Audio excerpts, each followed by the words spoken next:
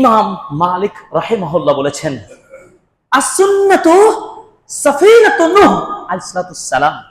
সুন্নাহ হলো কি? নূহ নবীর নৌকা।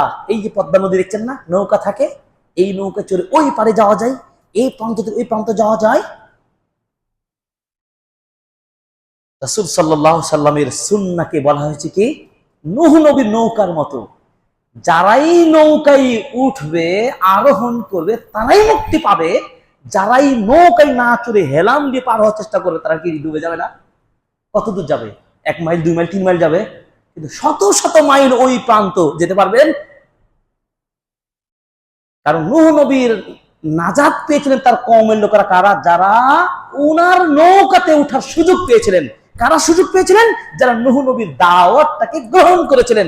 নূহ আল্লাহর নবী রাসূল, তার আদর্শকে সেই সময়ের উম্মার লোকেরা মেনে নিয়েছিলেন। তাই আল্লাহ তাআলা তাদেরকে মুক্তির জন্য নৌকায় ওঠার সুযোগ দিয়েছিলেন। তারাই ডুবন্ত থেকে, মরে যাওয়া থেকে, হালাক হয়ে যেতে আল্লাহ তাদেরকে বাঁচিয়ে দিলেন। আজও পর্যন্ত যদি এই শেষ উম্মার লোকেরা যদি নাজাত খুঁজতে চায়, মুক্তি পেতে চায়, তাহলে সুন্নাহর নৌকায় আপনি উঠতেই হবে। ক্লিয়ার? সুন্নাহকে ভায়োলেট করে দূরে সরে দিয়ে শুধু কোরআনের স্লোগান দিবেন, নো।